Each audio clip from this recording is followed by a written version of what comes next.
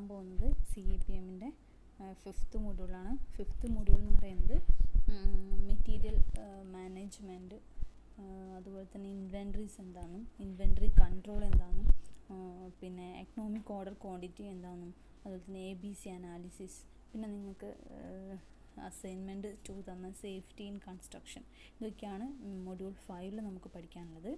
അതിൽ ഇമ്പോർട്ടൻ്റ് ആയിട്ട് എക്സാമിന് ചോദിക്കുന്ന പോർഷൻസ് എന്ന് പറയുന്നത് മെറ്റീരിയൽ മാനേജ്മെൻറ്റിൻ്റെ ഫങ്ഷൻസ് ചോദിക്കുന്നുണ്ട്.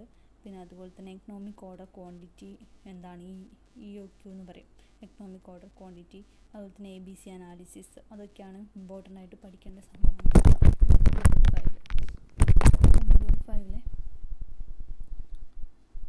മൊഡ്യൂൾ 5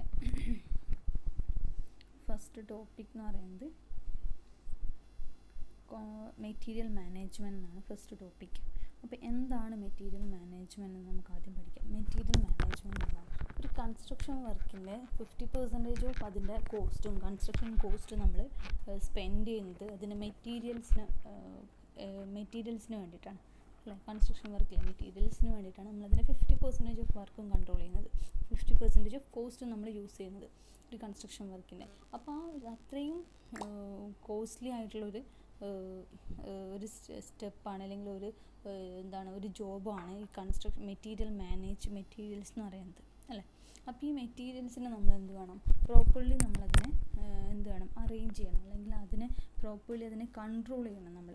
അപ്പോൾ അതിന് വേണ്ടിയിട്ടുള്ള ഒരു ഗ്രൂപ്പ് ഓഫ് വർക്ക്, അല്ലെങ്കിൽ ആ ഒരു പ്രോസസ്സിനെയാണ് നമ്മൾ പറയുന്നത് മെറ്റീരിയൽ മാനേജ്മെൻറ്റ് എന്ന് പറയുന്നത്.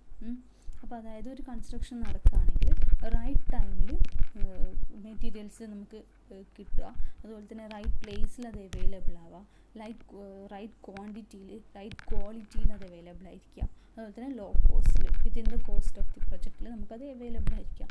അതാണ് ഒരു കൺസ്ട്രക്ഷൻ പ്രൊജക്റ്റിൽ മെറ്റീരിയൽ മാനേജ്മെൻറ്റിൻ്റെ ഫങ്ഷൻ, അല്ലെങ്കിൽ മെറ്റീരിയൽ മാനേജ്മെൻറ്റ് എന്ന് പറയുന്നത്. അപ്പോൾ ഇവിടെ ഡെഫിനിഷൻ കൊടുത്തിട്ടുണ്ട്. മെറ്റീരിയൽ മാനേജ്മെൻറ്റ് എന്ന് പറയുന്നത് എന്താണ്, ഇവിടെ ഡെഫിനിഷൻ ഇവിടെ പറഞ്ഞിട്ടുണ്ട്. മെറ്റീരിയൽ മാനേജ്മെൻറ്റ് എന്ന് പറയുന്നത് ഇവിടെയുണ്ട്. Material management is defined as the process to provide right material at right place at right time in right quantity so as to minimise the cost of project. അതായത് material management എന്ന് പറഞ്ഞാൽ എന്താണ് പറയുന്നത്, material management is defined as the process to provide right material at right place at right time in right quantity so as to minimize the cost of the project. അതായത് പ്രൊജക്റ്റിൻ്റെ cost minimise ചെയ്യാൻ വേണ്ടിയിട്ട് നമുക്ക് right material at right പ്ലേസിൽ at right ടൈമിൽ right ക്വാണ്ടിറ്റിയിൽ available ആക്കുക. ആ ഒരു പ്രോസസ്സിനെ നമ്മൾ വിളിക്കുന്ന പേരാണ് മെറ്റീരിയൽ മാനേജ്മെൻറ്റ് എന്ന് പറയുന്നത്. അതാണ് മെറ്റീരിയൽ മാനേജ്മെൻറ്റിൻ്റെ മെയിൻ ഫങ്ഷൻ. അപ്പോൾ മനസ്സിലായില്ല എന്താണ് മെറ്റീരിയൽ മാനേജ്മെൻറ്റിൻ്റെ ഫങ്ഷൻ എന്ന് പറയുന്നത്. അതായത് റൈറ്റ് പ്ലേസിൽ റൈറ്റ് ടൈമിൽ റൈറ്റ് ക്വാളിറ്റിയിൽ നമ്മളെ മെറ്റീരിയൽസ് ഒരു കൺസ്ട്രക്ഷൻ വർക്കിന് മെറ്റീരിയൽസ് അവൈലബിൾ ആവുക, മെറ്റീരിയൽസിന് നമ്മൾ അവൈലബിൾ ആക്കുക എന്നുള്ള ഒരു പ്രോസസ്സിന് പറയുന്ന പേരാണ് നമ്മൾ മെറ്റീരിയൽ മാനേജ്മെൻറ്റ്. അതിൽ അടുത്ത ടേമാണ് ഇൻവെൻട്രി. നിങ്ങൾ കേട്ടിട്ടുണ്ടാവും ഇത് പറയുമ്പോൾ ഇൻവെൻട്രീസ്, അല്ലെങ്കിൽ ഇൻവെൻട്രി എന്ന് പറയുന്നത് എന്താണ്. ഇപ്പോൾ ഇൻവെൻട്രി എന്ന് പറയുന്നത് എന്താണെന്ന് വെച്ചാൽ, ഇൻവെൻട്രി ഇവിടെ ഉണ്ട്. Inventory A complete list of items such as property, goods in stock or the content of A building. അതായത് ഇൻവെൻട്രി എന്ന് പറയുന്നതാണ് ലിസ്റ്റ് ഓഫ് ഐറ്റംസ്. ഒരു ഐറ്റം ഇൻവെൻട്രി എന്ന് പറയുന്നത് നമ്മളെ റിസോഴ്സസ്, അല്ലെങ്കിൽ നമ്മുടെ മെറ്റീരിയൽസിനെ ഹോളായിട്ട് മെറ്റീരിയൽസിനെ നമ്മൾ വിളിക്കുന്ന കൺസ്ട്രക്ഷൻ പ്രൊജക്റ്റ്, അല്ലെങ്കിൽ construction in terms of construction സൈറ്റിൽ അല്ലെങ്കിൽ പ്രൊജക്റ്റ് കേസിൽ നമുക്ക് വിളിക്കുന്ന ഒരു പേരാണ്, ആ ഒരു റിസോഴ്സിനെ നമ്മൾ വിളിക്കുന്ന പേരാണ് ഇൻവെൻട്രി എന്ന്. അതെന്തൊക്കെയാവാം, പ്രോപ്പർട്ടി ആവാം, അല്ലെങ്കിൽ നമ്മളെ റിസോഴ്സസ്, അതായത് നമ്മളെ എന്തൊക്കെയാണ് എക്യുപ്മെൻറ്റ്സ് ആവാം, അല്ലെങ്കിൽ അതിൻ്റെ സിമെൻറ്റ്, പിന്നെ അങ്ങനത്തെ കുറേ റിസോഴ്സ് ഇല്ലേ, അതിൻ്റെ ബ്രിക്ക്, അങ്ങനെ എന്ത് മെറ്റീരിയൽസ് ആവാം, അല്ലെങ്കിൽ എന്തെങ്കിലും ഒരു പ്രോപ്പർട്ടി ആവാം. ഗുഡ്സ് ഇൻ സ്റ്റോക്ക്, അതാണ് പറയുന്നത് ഗുഡ്സ് ഇൻ സ്റ്റോക്ക്, അല്ലെങ്കിൽ പ്രോപ്പർട്ടി ആവാം, അല്ലെങ്കിൽ കണ്ടൻറ്റ്, ബിൽഡിങ്ങിൽ ഏതെങ്കിലും ഒരു പെർട്ടിക്കുലർ കണ്ടൻറ്റ് ആവാം. അങ്ങനെ എല്ലാത്തിനെയും നമ്മൾ കോമൺ ആയിട്ട് വിളിക്കുന്ന ഒരു പേരാണ് ഇൻവെൻട്രി എന്ന് പറയുന്നത്. അപ്പോൾ ഇതാണ് ഇൻവെൻട്രി എന്ന് പറയുന്നത്. അടുത്ത പോയിന്റ് എന്ന് പറയുന്നത് material management is concerned with the planning, identification, procuring, storage, receiving and distribution of material. അതായത് മെറ്റീരിയൽ മാനേജ്മെൻറ്റ് മാനേജ്മെൻറ്റിൻ്റെ മെയിൻ ഫംഗ്ഷൻ എന്ന് വെച്ചാൽ എന്താണെന്ന് പറയുന്നത്, material management is concerned with എന്താണ് മെറ്റീരിയൽ മാനേജ്മെൻറ്റ് മെയിൻ ഫംഗ്ഷൻ എന്ന് പറയുന്നത്, planning, identification, procuring, storage, receiving and distribution of the material. അതായത് ആ മെറ്റീരിയൽസിന് നമ്മൾ ഏതൊക്കെ മെറ്റീരിയൽസ്, എന്തൊക്കെ മെറ്റീരിയൽസ് വേണം, എപ്പോഴാണ് അത് വേണ്ടതെന്നുള്ളൊരു പ്ലാൻ തയ്യാറാക്കുക, പ്ലാനിങ്. അതുപോലെ തന്നെ ഏത് ടൈപ്പ് ഓഫ് മെറ്റീരിയൽസ് വേണം, കുറേ ടൈപ്പ് ഉണ്ടാവില്ല, അപ്പോൾ അതിൽ ഏതാണ് നമുക്ക് വേണ്ടത് അതിനെ ഐഡൻറ്റിഫൈ ചെയ്യുക. പിന്നെ അത് പ്രൊക്യൂർ ചെയ്യുക. പ്രൊക്യൂർ എന്ന് വെച്ചാൽ നമ്മൾ വാങ്ങിക്കുക എന്നാണ് ഉദ്ദേശിക്കുന്നത്, പ്രൊക്യൂർ ചെയ്യുക. പിന്നെ ആ പ്രൊക്യൂർ ചെയ്ത മെറ്റീരിയൽസിനെ സ്റ്റോർ ചെയ്യുക. പിന്നെ അതിൻ്റെ റിസീവിങ്ങും അതുപോലെ തന്നെ ആ മെറ്റീരിയൽസിന് ആവശ്യമുള്ള സമയത്ത് ഡിസ്ട്രിബ്യൂട്ട് ചെയ്യുക. അങ്ങനെ ഇതിൻ്റെ എല്ലാം ഒരു കോർഡിനേഷനാണ് നമ്മളെന്ത് പറയുന്നത്, മെറ്റീരിയൽ മാനേജ്മെൻറ്റ്. ഈ എല്ലാ വർക്കും, ഈ എല്ലാ പ്രോസസ്സും കൂടി ചേർന്നാണ് ഒരു മെറ്റീരിയൽ മാനേജ്മെൻറ്റ് എന്ന് നമ്മൾ വിളിക്കുന്നത്.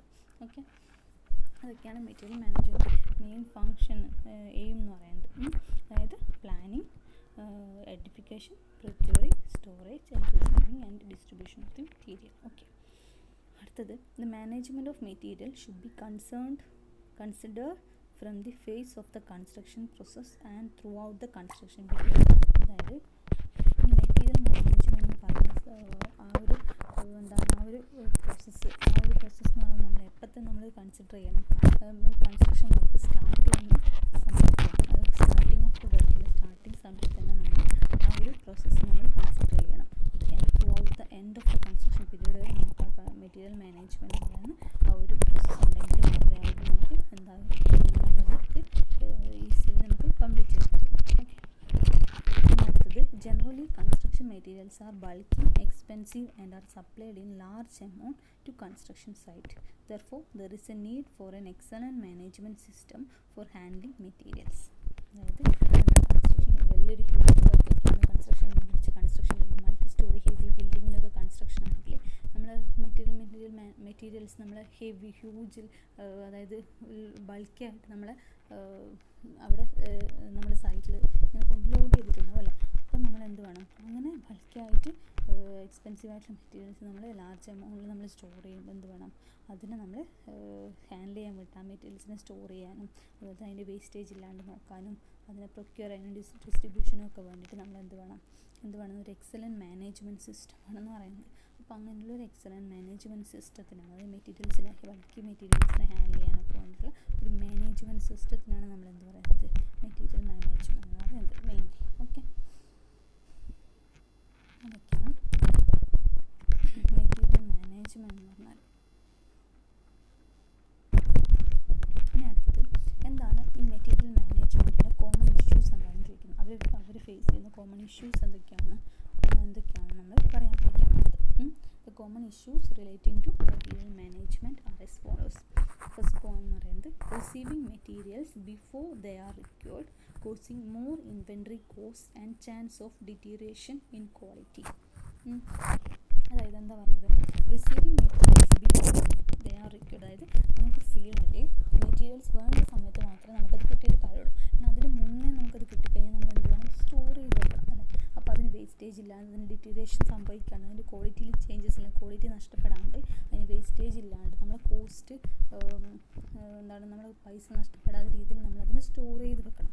അങ്ങനെ സ്റ്റോർ ചെയ്ത് വെക്കണമെങ്കിൽ എന്ത് വേണം, ഇൻവെൻട്രി കോസ്റ്റ് വേണം. ഇൻവെൻട്രി സ്റ്റോർ ചെയ്ത് ഇൻവെൻട്രി കോസ്റ്റ് വേണം. നമുക്ക് കുറച്ചുകൂടി എക്സ്പെൻസ്, നമ്മൾ കയ്യിൽ കുറച്ചുകൂടി പൈസ ഉണ്ട്, നല്ല അത്രയും സ്റ്റോറേജും എന്താണ് ഗോഡൗൺസ് ഒക്കെ ഉണ്ടാക്കിയിട്ട് നമുക്ക് സ്റ്റോർ ചെയ്ത് വെക്കാൻ പറ്റും. അല്ലെങ്കിൽ അത് നശിച്ചു പോകുമല്ലോ, അതിൻ്റെ ക്വാളിറ്റി നഷ്ടപ്പെട്ടു പോകുമല്ലോ. അപ്പം അങ്ങനെ റിക്വേർഡ് സമയത്ത് മാത്രം, അതായത് മെറ്റീരിയൽസ് ആവശ്യമുള്ള സമയത്ത് മാത്രം എടുക്കുക. അങ്ങനെ അല്ലാത്ത കേസ് വന്നു കഴിഞ്ഞാൽ അത് ഇൻവെൻട്രി കോസ്റ്റ് കൂട്ടും. അതായത് ക്വാളിറ്റി ഡിറ്റീരിയേഷൻ ക്വാളിറ്റിയിൽ ഡിറ്റീരിയേഷൻ സംഭവിക്കാതെ അതിനെ സ്റ്റോർ ചെയ്ത് വെക്കണമെങ്കിൽ ഇൻവെൻട്രി കോസ്റ്റ് ആണ് ഫസ്റ്റ് പോയിന്റ് എന്ന് പറയുന്നത്. Receiving materials before they are required, causing more inventory cost and chance of deterioration in quality. Second point, not receiving materials at the time of requirement, causing loss of productivity.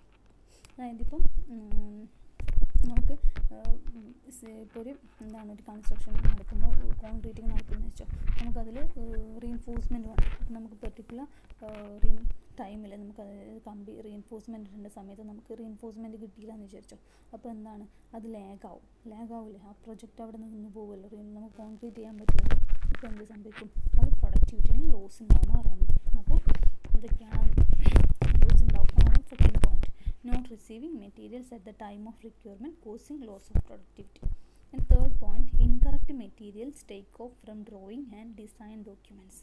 അതായത് നമ്മൾ ഈ material procurement, material purchase ചെയ്യുന്നതൊക്കെ നമ്മൾ നടത്തുന്നത് നമ്മൾ ഡ്രോയിങ്സും ഡിസൈനൊക്കെ നോക്കിയിട്ട് ഏത് ടൈപ്പ് മെറ്റീരിയൽ വേണം, ഏതാണ് ഏത് ക്വാളിറ്റിയിലുള്ളത് വേണം, അതായത് ഏത് F250 മതിയോ, F400 വേണോ, F550 വേണോ, അതൊന്നും നോക്കിയിട്ട് ഡിസൈനും ഇതൊക്കെ നോക്കിയിട്ടാണ് തീരുമാനിക്കുക. അപ്പോൾ നമ്മൾ ഡിസൈനും ഡോക്യുമെൻറ്റും നോക്കുമ്പോൾ നമ്മൾ ഫോൾട്ടി ഇൻ്റർപ്രറ്റ് ചെയ്ത് കഴിഞ്ഞാൽ, നമ്മൾ തെറ്റായിട്ട് നമ്മളത് ഇൻ്റർപ്രറ്റ് ചെയ്ത് കഴിഞ്ഞാൽ നമ്മൾ എന്ത് ചെയ്യും, ആ മെറ്റീരിയൽസ് ഇൻകറക്റ്റ് മെറ്റീരിയൽസ് ആയിരിക്കും നമ്മൾ പിന്നെ പ്രൊക്യൂർ ചെയ്യുക, നമ്മൾ പർച്ചേസ് ചെയ്യുക. അപ്പം അതൊക്കെ ഇൻകറക്റ്റ് അങ്ങനെ മെറ്റീരിയൽ പർച്ചേസ് ചെയ്യുന്നത് കൊണ്ട് നമുക്ക് യൂസ് ഇല്ല, നമുക്ക് പിന്നെ അത് യൂസ് ചെയ്യാൻ പറ്റില്ല. അപ്പോൾ അതാണ് എൻ്റെ തേർഡ് ഇഷ്യൂ എന്ന് പറയുന്നത്, ഇൻകറക്റ്റ് മെറ്റീരിയൽ ഡിസൈൻ ഡോക്യുമെൻറ്റ്സ്. പിന്നെ അടുത്തത് സബ്സിക്വൻറ്റ് ഡിസൈൻ ചേഞ്ചസ്. അതായത് സബ്സിക്വൻറ്റ് ഡിസൈൻ ചേഞ്ചസ് എന്ന് വെച്ചാൽ നമ്മൾ വർക്ക് പ്രോഗ്രസ് ചെയ്യുന്നതിനനുസരിച്ചിട്ട് നമുക്ക് ചിലപ്പോൾ ഡിസൈനിൽ ചെറിയ ചേഞ്ചസ് ഒക്കെ വരുത്തേണ്ടി വരും. ഒന്നുകിൽ ക്ലയൻറ്റിൻ്റെ ഇത് വെച്ചിട്ട്, അല്ലെങ്കിൽ നമ്മളെന്തെങ്കിലും വേറെ എന്തെങ്കിലും റീസൺ കൊണ്ടോ അങ്ങനെ എന്തെങ്കിലും ഡിസൈനിൽ ചില ചേഞ്ച് വരുത്തേണ്ടി വരും. അങ്ങനെ ഡിസൈനിൽ ചേഞ്ചസ് വരുന്നത് ചിലപ്പോൾ നമുക്ക് വേണ്ട മെറ്റീരിയൽ ആയിരിക്കില്ല, നമ്മൾ ഓൾറെഡി അവിടെ സ്റ്റോർ ചെയ്ത് വെച്ച മെറ്റീരിയൽ ആയിരിക്കില്ല നമുക്ക് വേണ്ടത്, അല്ലെങ്കിൽ നമുക്ക് വേറെ ഏതെങ്കിലും ടൈപ്പ് മെറ്റീരിയൽ നമുക്ക് വേണം.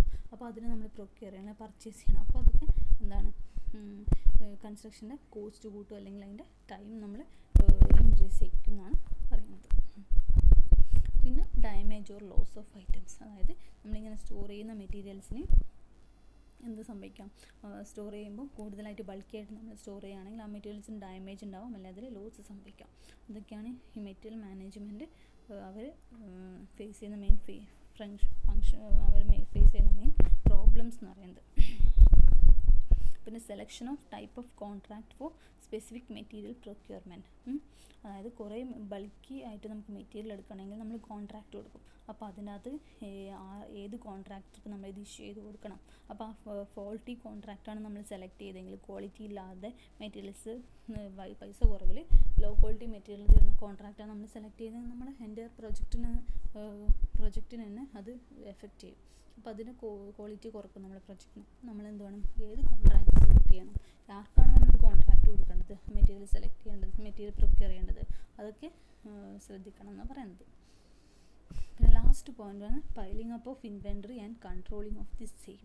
അതായത് നമ്മളിപ്പോൾ ബൾക്കി ആയിട്ട് ലോ കോസ്റ്റിൽ ബൾക്കി ആയിട്ട് ഒരുപാട് സാധനങ്ങൾ, ഒരുപാട് മെറ്റീരിയൽസ്, റിസോഴ്സസ്, ഇൻവെൻറ്ററി റിസോഴ്സ് അല്ലെങ്കിൽ മെറ്റീരിയൽസ് നമ്മൾ പർച്ചേസ് ചെയ്തു, നമ്മൾ പ്രൊക്യൂർ ചെയ്തു. അപ്പോൾ നമുക്കത് സൂക്ഷിക്കണം അല്ലേ, അത് സ്റ്റോർ ചെയ്ത് വെക്കണം. അപ്പോൾ അത് സ്റ്റോർ ചെയ്ത് വെക്കുമ്പോൾ എന്താണ് അതിൻ്റെ